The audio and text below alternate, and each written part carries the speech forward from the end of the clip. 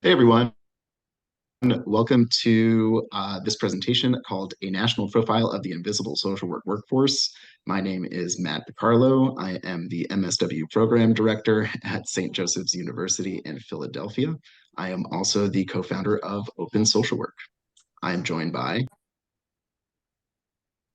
Hey, my name is Elise Colquitt. I'm a recent MSW graduate from University of Georgia, and I am involved in payment for placements national. Everyone, my name is Rosie Barbera. I teach social work at LaSalle University. I'm involved in the Social Work Activist Collective and the Social Welfare Action Alliance.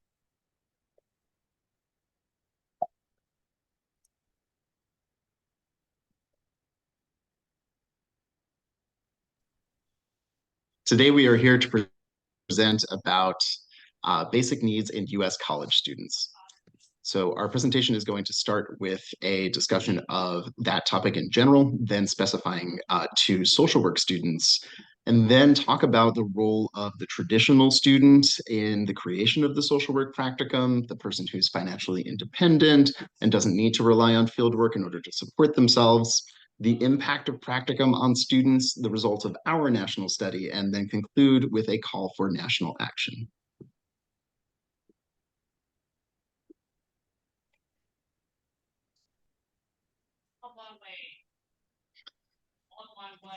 Most students are going to experience basic needs insecurity during their studies. We all hear the tropes of starving students, that students need more money. I don't think that this stuff is particularly groundbreaking. At the same time, what we know is that the rate of basic needs insecurity is at an all-time high, and it's at an unsustainably high rate. So you have the majority of students reporting some kind of basic needs insecurity. That is usually coming in the form of housing security, like not being able to make utility bills, not being able to make your rent, but is also an alarmingly large amount of cases where like 34% of students are reporting food insecurity. And for those people who report food insecurity, the level of high food insecurity, or sorry, very low food security, is particularly prevalent in students at two-year institutions.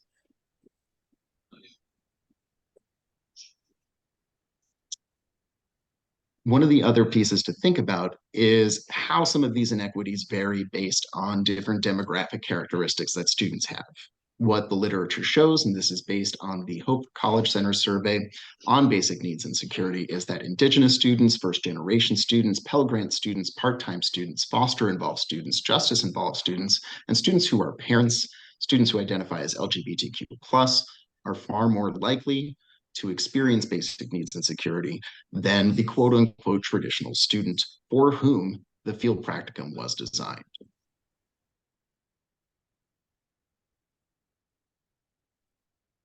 According to the National Center for Education Statistics, college students are struggling with food insecurity, with 23% of undergraduate students and 12% of graduate students being food insecure. Additionally, 8% of undergraduate students and 5% of graduate students experience homelessness, which just shows us that students in the United States are struggling to meet their basic needs. We can see how basic needs insecurity affects students of color, with 35% of Black or African American students experiencing basic needs insecurity, 30% of Native American students experiencing basic needs insecurity, and 25% of Hispanic students experiencing basic needs insecurity. With all that being said, students at for-profit colleges and HBCUs face the highest rates of basic needs insecurity. So along with that, we see also, increased rates of anxiety and depression. We can see, the four-year colleges, it's a little bit more than it is at two-year colleges, but the inequity in our society already leads to elevated experiences of anxiety and depression. And for students who are living in this world of, so much uncertainty, this is really true. And so we have to think about what are the basic needs in security and well-being for social work students. What do they need to really thrive as a discipline, as a practice? Social work it says it's about social justice and human rights, but are we applying that to our students? Are we giving them conditions of social justice and human rights? Are we creating environments for them and offering them opportunities where they can really thrive and have a dignified life and well-being? One study of a university in the Midwest gives us a clearer picture of just how much students struggle with basic needs insecurity and social work. It found that social work students experience financial hardship and basic needs insecurity in a way that causes them to have to sell blood plasma, turn to food pantries, or receive food stamps. Of the students surveyed, 40% experienced a financial hardship, 17% sold blood plasma, 15% turned to a food pantry, and 14% received food stamps, and 7% experienced homelessness.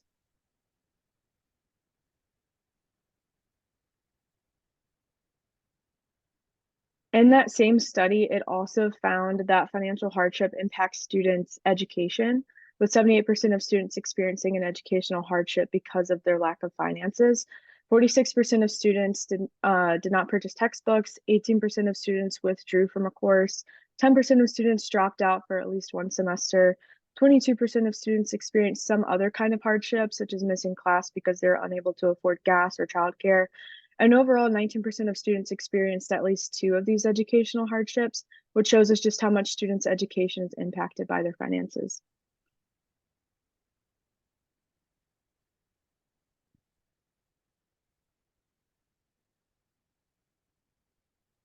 I think that, Unrail's study was not just the only study that found this. Other single site studies, including this Miles et al. Study, found similar rates of food insecurity. Again, just alarming rates of students cutting and skipping meals, going hungry for lack of food, losing weight due to food insecurity. And I would encourage you to keep these in mind as other statistics that other social work professionals and educators have found as you interpret our findings later on inside of our presentation. Um, yeah, in addition to impacting the participant themselves and the student themselves, it also impacts their family.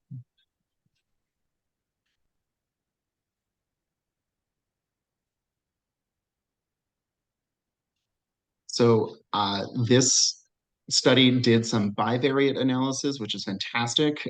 Food insecure students were much more likely to be persons of color, much more likely to be Hispanic first-gen students. They were much more likely to have a higher student loan debt, and students in the BSW program reported higher food insecurity than MSW level students. So again, in this same study, as a result of this food insecurity, a lot of these students weren't able to go to see the doctor. They had to stay in unsafe living arrangements. They talked about having to stay with abusive partners, not having enough money to pay for school supplies, being unable to pay their bills on time, and just constantly working beyond their capacity. So we know that experience does not pay the bills. So with that, it's important for us to examine how field education and practicum experiences impact social work student well-being and their basic needs, especially when the majority of these practicums are not paid and students are already struggling financially as it is.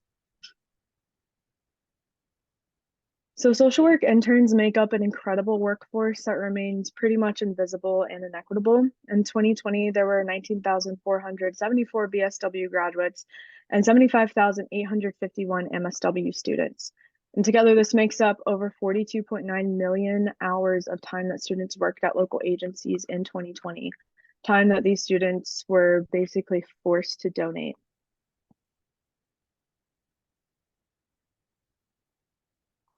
And if we account for the hours that the 75,851 MSW students and the 61,907 BSW students in the 2020 CSWE census contributed through their placements by the time they graduated with their MSWs, we can see that students essentially donated over 123 million hours to local agencies, which is basically a contribution worth $1 billion in labor hours. And while these students have contributed to over 100 million hours to their placement agencies, they're not considered employees. So they're not legally entitled two of the things that employees at these agencies are entitled to, such as sick leave, family leave, anti-discrimination and anti-harassment protections, or health insurance. And this just further points to the inequity and inaccessibility of social work education as a whole.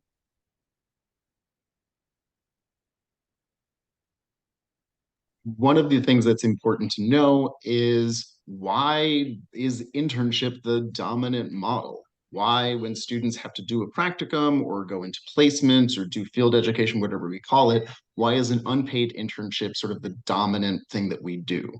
And in July 2022, CSWE clarified that the reason why is that students do not yet meet the job-related training, competency, and educational requirements of professional and licensed social workers. Therefore, field placements afford students the opportunity to engage with clients, similarly to other like health and human services programs. Essentially saying that even though many students start their MSW with a ton of human service experience, maintain part-time or full-time employment as a social worker during their program, they are still not ready to be paid for their work.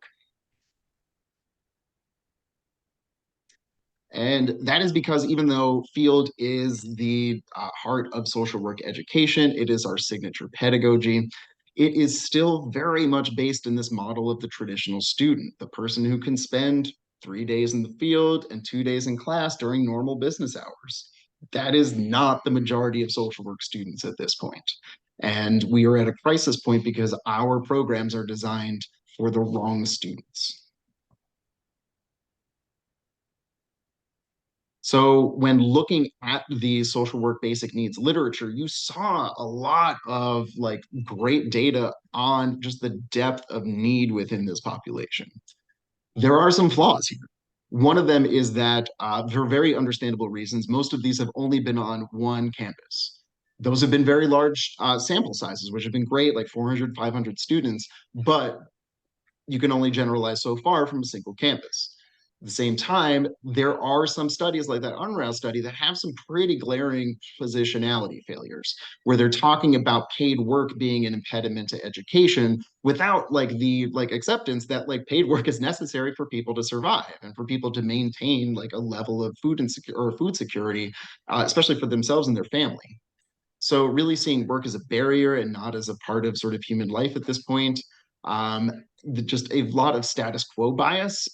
And, you know, we're going to look at some of the leadership from Australia and their council on higher education and social work, and just some of the things that they've done on the government level to embrace not just social work practicum equity, but practicum equity across social work, nursing, education, counseling, and other professions.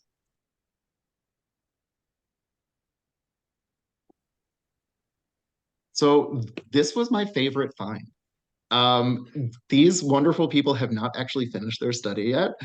They're supposed to be finishing it soon, and I cannot wait for it. But it is a study of what happens when you give HRSA grants. And the beautiful part of this study from our colleagues in Philadelphia, Westchester, is that they are not just interviewing students who are saying, obviously, it's better for me to not be food insecure when I'm in my placement. They're getting interview data from field instructors who are saying, my student's more focused. They have increased energy and enthusiasm. So we're really getting a clear sense from this Westchester study. And I'm very hopeful once their pilot data is done and they're able to finish their data analysis that we'll finally get that full quantitative and qualitative picture as well. So again, yeah, the beautiful thing like this, it's not just these like student quotes or like, I'm able to get this, it's great for me. It's also field instructors who are talking about their high level energy level and enthusiasm rather than a burned out student who is trying to balance a 40-hour a week job, a 20-hour a week placement, and 15-hour credit hours of coursework.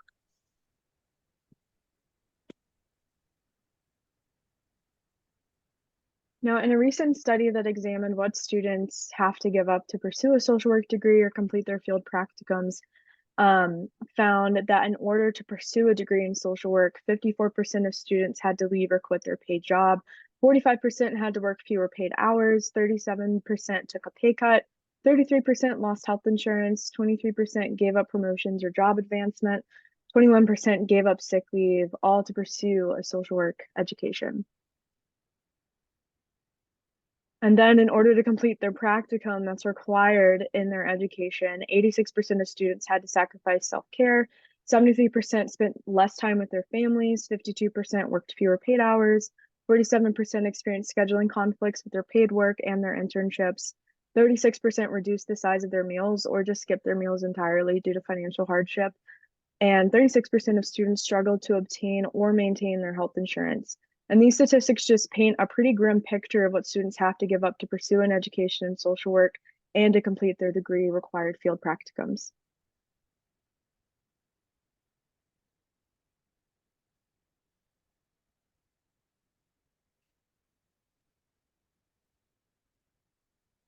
I think one of the things that stands out to me about Dr. Gyurko's data is not just the bivariate analysis, where it shows that these degree challenges, the challenges related to field, and a lot of the costs related to field are worse for part-time, gender diverse, and Black and multiracial and Hispanic students, but that paid practicums led to better results with field costs and fewer field challenges. So that really was it's sort of a good data point to come into our study. Is our paid practicums likely to lead to less degree challenges, less field challenges, and in particular, basic needs challenges? So our study rationale is, I don't know, I thought this image was cute.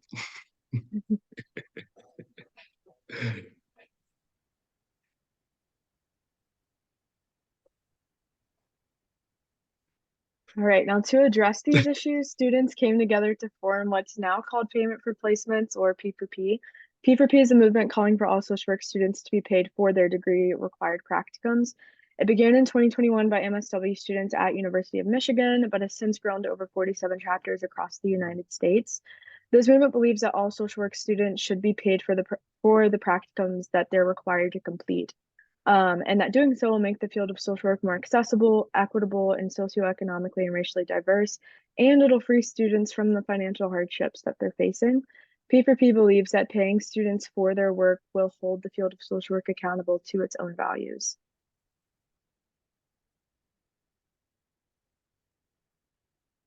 Now, for this study, we utilized a snowball sampling approach with faculty to faculty to student and student to student approaches. We utilized faculty organization facilitated emails, student organization facilitated emails, and personal contacts. Social work organizations such as BPD, ACOSA, SWEC, and others. We also collaborated with MSWSN, SSW Illinois, as well as payment for placement chapters, which our sampling period coincided with P4P's National Week of Action in 23 as well.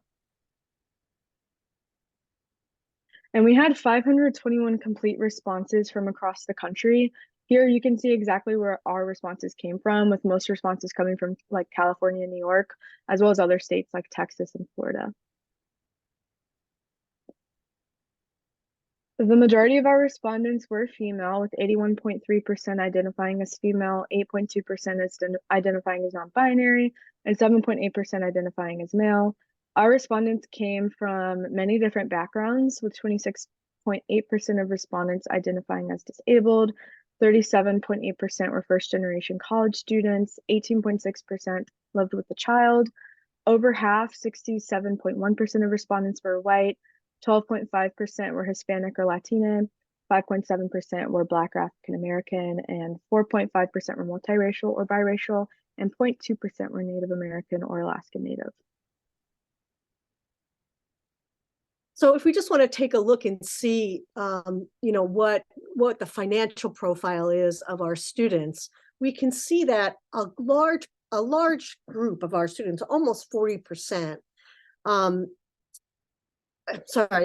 that only 40% have their families covering expenses. So we have like 64% of students who are relying on themselves to pay for their education at the bottom, if you will.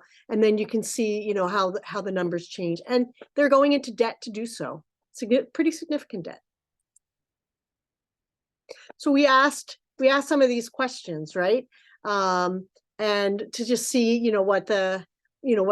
who people lived with, how large their families were, and you can see it's pretty spread out. 5 or more is relatively small percentage. People, almost 40% are living by themselves, and then the others, are kind of spread out a little bit. And then you can also see the income.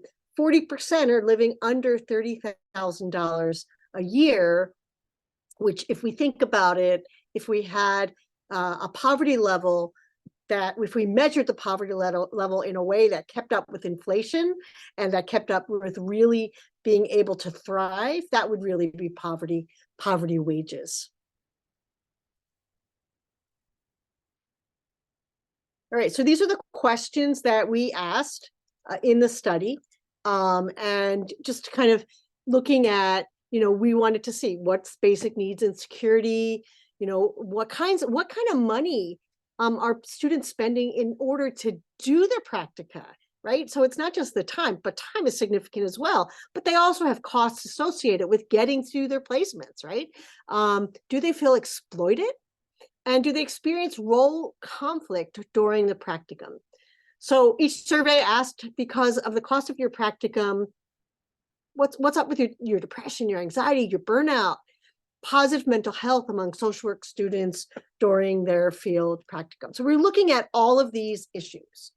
So you can see here, you can see here, right? More social work students lost weight due to food insecurity than received any kind of monetary payment for 900 plus hours of their practicum work. That's huge, right? If we go back to, code of ethics, social justice, if we think about human rights as one of the cornerstones, at least of international social work, we don't necessarily, articulate it so much here, except CSWE does. This is huge. This is an abuse of human rights, right? We can see, if we look at, what the United States Department of Agriculture looks at for food security, we can see what happens when people have low food security, right? They're reduced quality, variety, or desirability of a diet. That has health implications and energy implications for people being able to do their studies and also do their practica. And then if they have to work to do that, as well as if they have kids at home or they're taking care of anyone at home, right? If they're skipping a meal, they're not on the top of their game, so to speak. So you can see, again, this Gyurko and Miller study looked at, students in the field and what kind of food insecurity that they have. More than 5 times skipping meals was 35.6%. It's huge, right? So when we compare the overall college population with non-practicum social work student population, we can see that there's a bit of difference between the 2-year and the 4-year students. And so field practicum deepens food insecurity for social work students. 12% of graduate students experience food insecurity. So here are some inequities in social work. You can see by race and ethnicity what the levels are. So we see that Black students fare the worst in terms of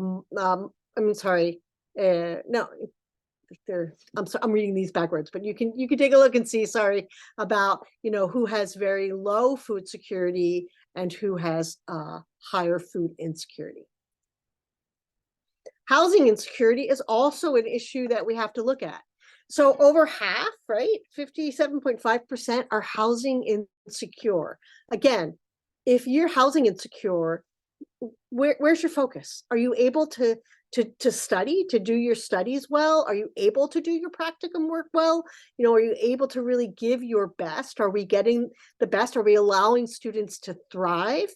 And so these were students who answered yes to these questions, or some of them moved at least 3 times, which of course is disruptive. We know that when that happens for younger kids, right, they lose, the number that we always say is they lose 3 months, right, of schooling every time like a foster child moves from a house to a house. We can think of, some kind of similarly, when you're having to move and putting energy into that, that's affecting your ability to do your work.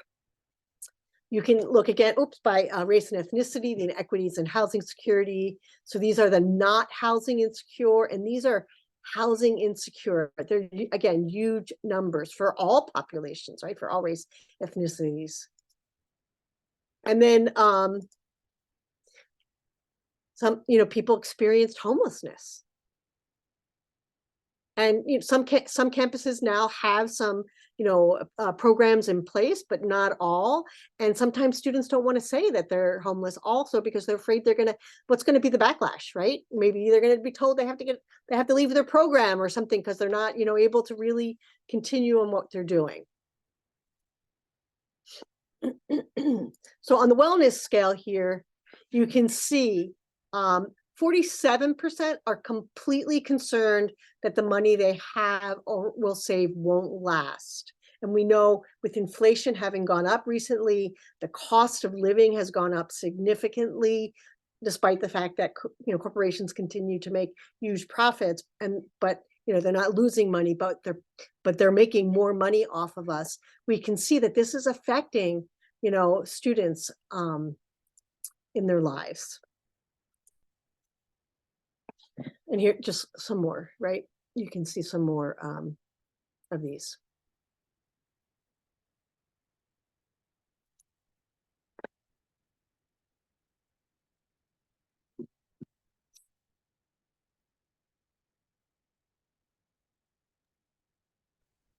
So one of the unique factors that we tried to get, it was what is the financial wellness score. Each one of those scores is indexed by age and comes out with a numerical measurement.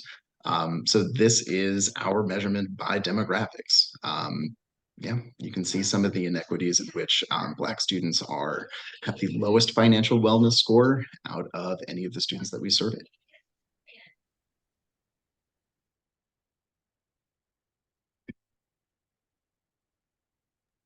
65% of paid practicums provided minimal stipends, often as low as $400 to students. So this is kind of my bad.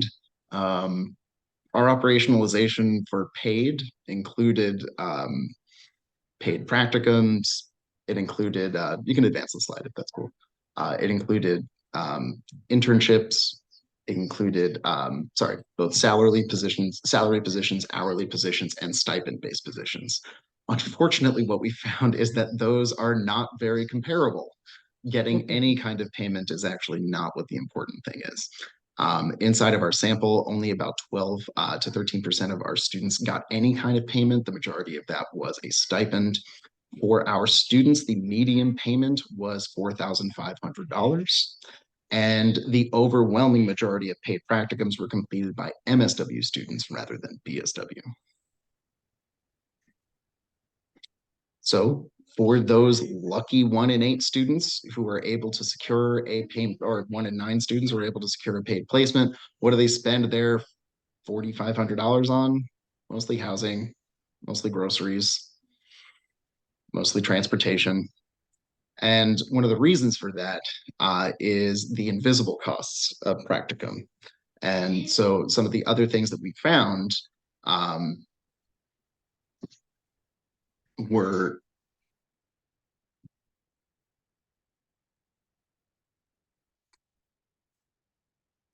yeah. So students did $1,500 out of pocket on average, although that includes students who paid far more than that. The majority of students are paying for transportation. For me inside of a city setting, that is a SEPTA pass and a bus pass. But for my last school in a rural setting, that's a car and a car note and insurance, because rural social work is very different than urban social work practice.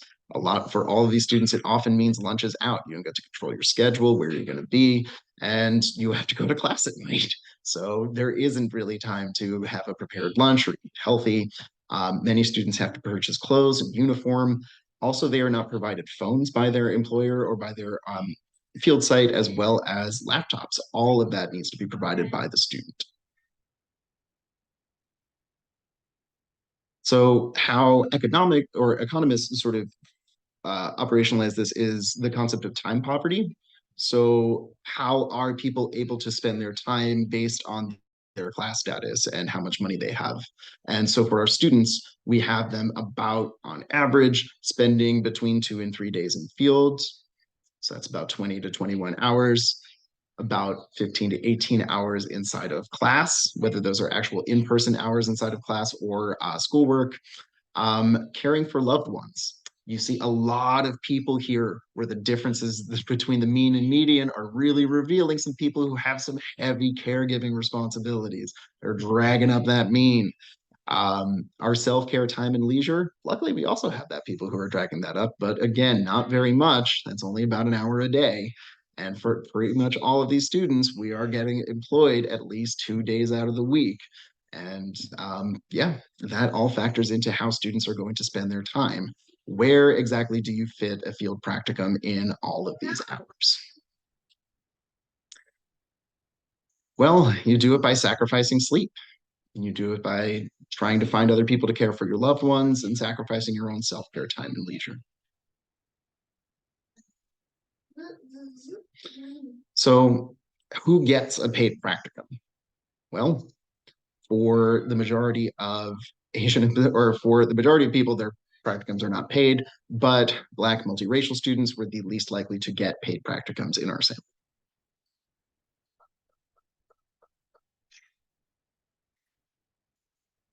I mean, the food insecurity stuff was the stuff that was really hard to sit with, but this is also extraordinarily hard to sit with. That the most common sort of survival strategy that people use is delaying mental and physical health treatment.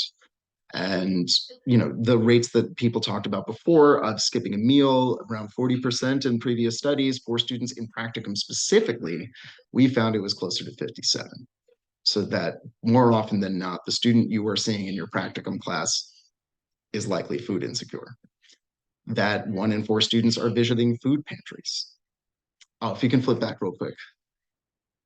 And that 1 in 4 are also on SNAP. Is also a profound difference in inequity in who has to visit food pantries, where you see this, and this is across all of our food insecurity statistics, where Hispanic and Latine respondents are the most likely to experience those. Sorry, thank you. All right. Similarly, most likely to receive SNAP benefits. You see, again, white race towards the bottom, skipped a meal, Black students, Hispanic students, more likely to report that as well. Similar issues here. Again, there's no good, we didn't see any very clear patterns across race and demographic groups when it came to every single specific basic needs measure, but you can see some of the inequities, and that pretty much in all of these, it's not white students who are coming out in the least advantaged position. So because of their field practicum, what happens? Most of them take on more debt. Most of them work work less, but at the same time, many of them also paradoxically work more, because more unpaid hours means more time that they need to spend making up for that loss in income. So, you know, paradoxically, taking on an unpaid internship might actually add more paid work to then conflict with that person's work schedule. We didn't see as much of selling blood plasma as previous studies, but still an alarmingly high 1 in 12. How many students are relying on the debt functioning mechanism to deal with field? You can see inequities there. It's multiracial and Black students who are more likely to go into further debt.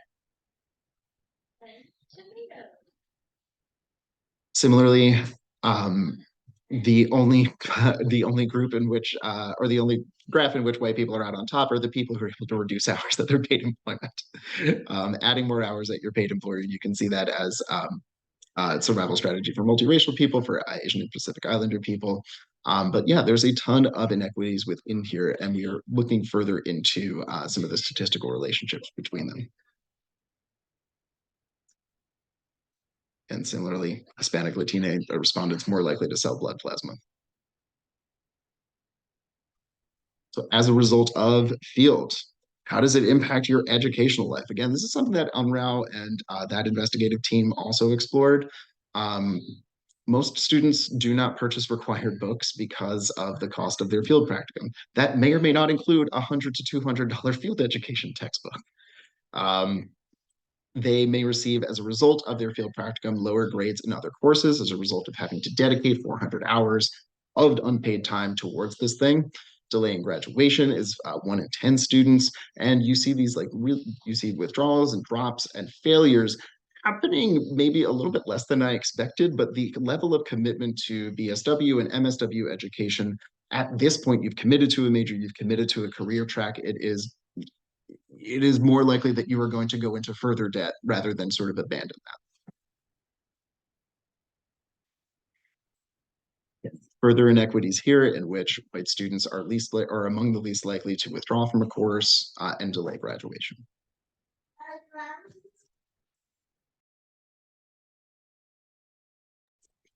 Okay, so what is all of this? And so Elise and I we talked this through and we tried to operationalize exploitation in a couple of different ways. And we're going to talk a little bit about the operationalization, but some of the key findings were that 58% of students either agree or strongly agree that their agency benefits more than they do from their practicum. And that is a core part of the Fair Labor Standards Act, is who does this practicum benefit more? Allegedly, it is for the student. That is why they do not get paid. And if that is violated, then probably students should be getting paid. So again, trying to rectify some of the positionality issues inside of the social work education literature on this topic. Lisa and I looked at the perceived exploitative employee organizational relationship scale. Whew, there are some questions in there. You should go look at it. So we don't have a valid scale. We took some questions that we liked from there. We took the Fair Labor Standards Act definition of not exploitative labor conditions, and then we did some very limited pilot testing with like a handful of P4P volunteers. Please don't take this as something that is a validated scale. It's not. At the same time, the answers are incredibly revealing. So, for example, we have over 50% of students agreeing that their agency benefits more than they do. But again, 58% of students agreeing that they are hiring interns instead of paid employees to complete tasks. That's also against the Fair Labor Standards Act. The agency takes advantage of the fact that they need this field practicum. Again, nearly 50% of students agreeing with that. Same number of students saying that they are using practicum employees to make their paid employees more productive. What is what we see less of, but still an alarming amount, is 1/4 of students saying that they have to be available outside of their scheduled hours. 1/4 of students saying that they are employed inside of places that have unfair personnel practices, which, by the way, then the field practicum coordinator and the student, ironically enough, should not be ethically accepting that practicum. And where you have students who say, even like 19% of students who agree that no matter, the agency doesn't care about them, they just care about their work, which is extraordinarily troubling. So all of these, we can go to the equity ones, I think. Yeah. So the agency expects me to be available outside of my work hours. That is far more likely for every group except for white participants, where another race, multiracial, Black, Latine, every other race experiences that more. Again, although this was only 19% of our sample, for those who said that, they were far more likely to be of people of color than students who were white. You can go to the next one. Yeah. So other ways to slice this is role confusion, role conflict between your role as a student, your role as a caregiver, and your field and your sort of work role inside of the social work field. So 68% of students agree that they must neglect their physical or mental health in order to complete their practicum. That is a key result of our field family conflict scale. So we adapted the subscale from the work and family conflict scale that dealt with work-family conflict. There is a family work conflict subscale that we did not use. So focusing specifically on field family conflict, we took out the word work, put in field, because field work is work. And if I really wanted to take care of my mental health, I'd have to neglect my field practicum. You have the majority of students agreeing with that, where it's not just over half, where it is over 2/3. My field practicum prevents me from spending sufficient quality time with my family. working at my field practicum makes me irritable or short-tempered at home. You have over half of students agreeing with that. And my field practicum has a negative impact on my family life. Inside of this field family conflict score, we can see some of these inequities, although again, the patterns here are a little bit hard to suss out. So our last set of research questions addresses the mental well-being of students inside of their practicum.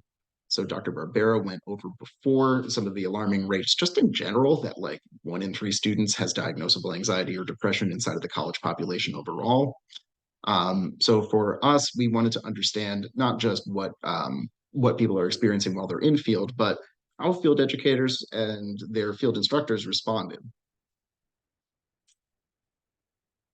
And what we found is that field instructors at agencies were perceived to be more supportive than university faculty. So you had about 2/3 of students either you had about half of students who are agreeing that their field practicum site, it is a priority for them, versus only 30 or about 40% of students agreeing that it was a priority for their university's field education office. And in fact, you had 42% of students strongly disagreeing that it was a priority for their field education office. So the sort of care that goes into field education planning that is definitely there from field educators may not be manifesting in terms of how students are able to care for themselves within the structural conditions that they provide. So students sort of perceive this as perhaps a lack of priority in terms of like how people feel supported within their programs.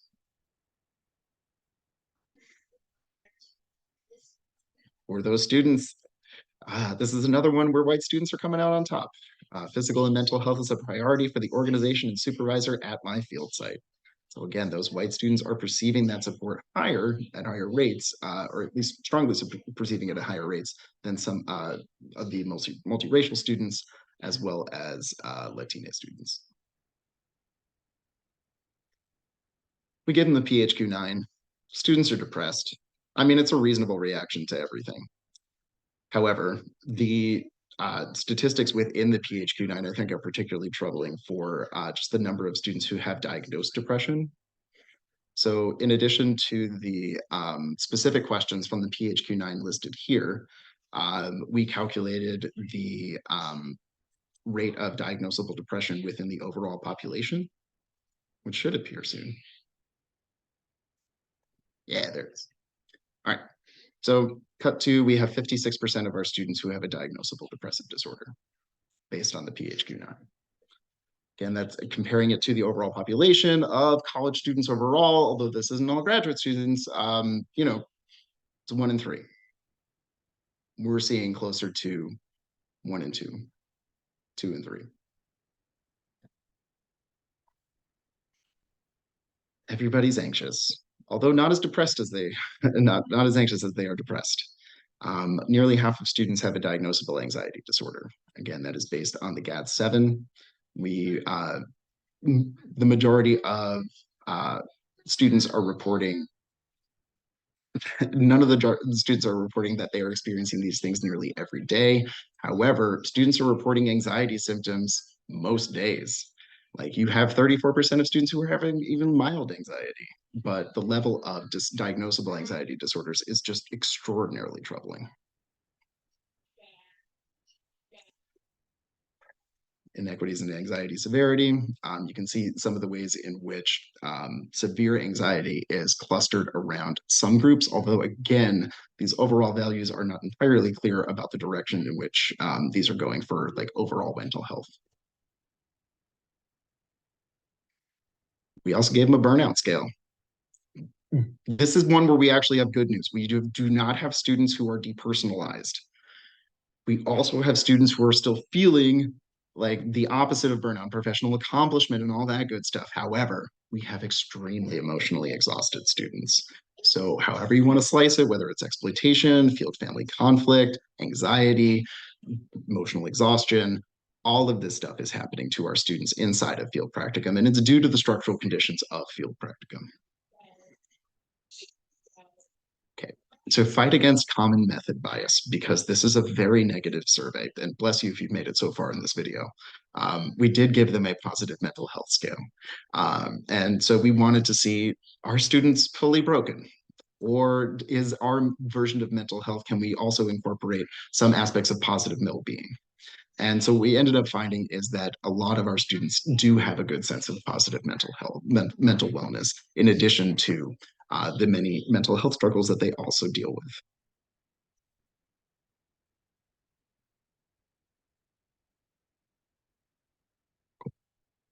I don't even know what to say about that one, man.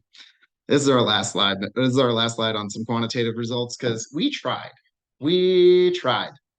Oh no, we should do the whole questions, because we got to tell them the story. We got to tell them about how we tried to do some regressions and they didn't work, which is my fault. Because again, we had this thing where we were like, if students get paid, then it is going to lead to changes in basic need security. If they get paid, it's going to lead to changes in well-being and mental health and all that good stuff. That's not what we found. Um, we tried, but there were problems with normality, heteroscedasticity, but more importantly, there just wasn't enough variation on the independent variable. So if you can run back to the other slide, the only 22 students were paid like anything more than like a couple $100 or like a small stipend of like $1,000 to do their field practicum. So we're testing the impact of like 22 students and generalizing the whole population. That's not going to work. So in addition, like the original operationalization was to combine like measures of like food insecurity and housing insecurity and to like a measure of basic needs insecurity, like the Hope study had done. But it's all students.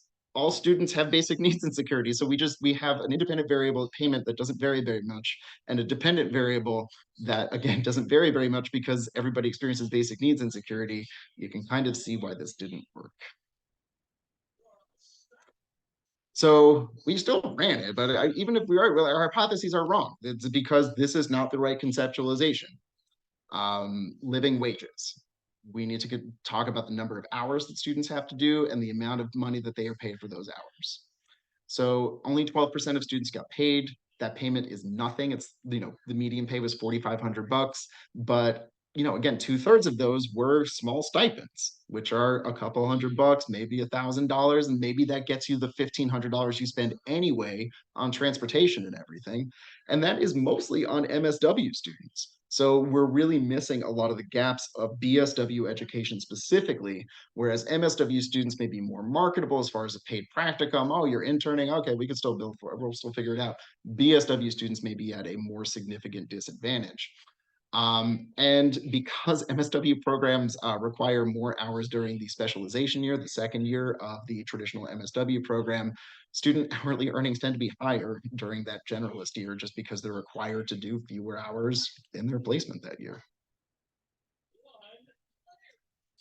So our conclusions in this, I hope that these are helpful for people who are interested in this topic and want to move on their campus on this. And it's not like stipend programs are bad. Stipend programs are awesome. And I hope that they're there to try and help people with some of those informal costs, but they're not basic needs and they're not solving this problem. Work study also is not solving this problem because work study gives you minimum wage at sites that are already approved as a work study participant if a student meets a bunch of different requirements and if your campus participates and is okay with sending grad students to work study, which is always a fight. What we have in social work is a problem with job misclassification. As we talked about, the unpaid internship needs to no longer be the default mode of social work practicums. And what we see is we have a ton of entry-level jobs that have a lot of turnover, but a lot of problems filling them. And a bunch of people complain about unpaid internships. And it seems like we are misclassifying the students who really want to be there and maybe shorting them on opportunities that would better take advantage of their human capital and their potential. So although we've talked a lot about non-traditional students, I do have to say that traditional students benefit a ton from a program that is designed like this. I was a traditional student, and it would have benefited me greatly to not have to do the kind of stretching that I had to do during my MSW program. And one of the other conclusions that I would really have is for field educators, look at our exploitation scale. Take a look at culturally competent, like supervision skills. See if there are ways that you can better measure what is happening inside a field and weed out placements that are predatory and don't accept your role in the internization of the social work workforce. Because as we talked about, it's like a pretty large $1 billion subsidy every year that distorts the whole market for everybody.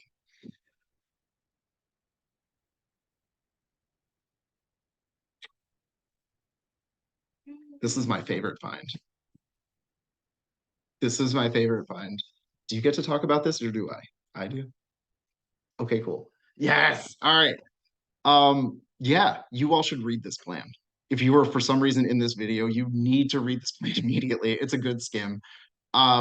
Yeah, just imagine that like us and every other person in the US you know who like studies this topic and every P4P member and members of BPD and CSWE and NASW and ASWB and all of the social work organizations got together and tried to think about this problem really, really hard. Well, Australia did that. And they asked, they asked a ton of different questions to field education academics, field pedagogues, placement providers, students, and educators. Like, what is your vision for a reimagined field program?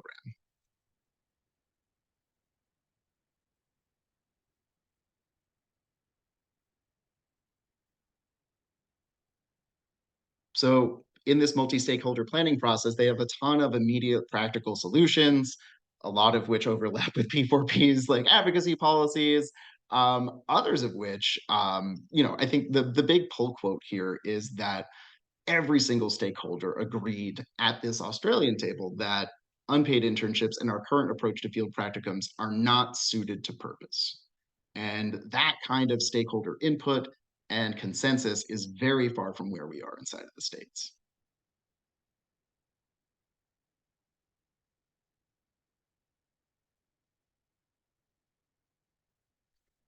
Right, we have a ton of limitations. We measured students during April at the end of the academic year when they're all in the app because we know that that's when students are in field. Some students are in fall, spring, some are in spring only, some are in spring, summer. So we did that to maximize like the number of students that we could get. At the same time, we're likely getting for those traditional fall, spring students the worst time of year for them. And we don't know where they started. So maybe social work just disproportionately draws in the most financially insecure, and that field practicum is a red herring here. It seems unlikely. What seems more likely is that we have non-response bias because if you've had a generally okay time in practicum, you don't maybe check your email from payment for placements, or if your instructor forwarded this to you, this is not a big concern. And I think that if you reran this study, you would get more students who are food secure, because I feel like there are rich students in social work programs. They exist, and we didn't get a lot of them in our sample. At the same time, how many you know? The other part of it is common method bias. And for that, we based this on the Hope for College survey. So, I think that we're pretty well grounded empirically there, but I think that students were perhaps primed because they were talking about payments for placements. We're talking about like everything is pretty clear what we're asking. There is some potential that students like responded in a way that they might not have otherwise. And we really encourage other like national bodies to follow up on this research and to include it inside of their more like objective and like larger sample size, what's it called, surveys.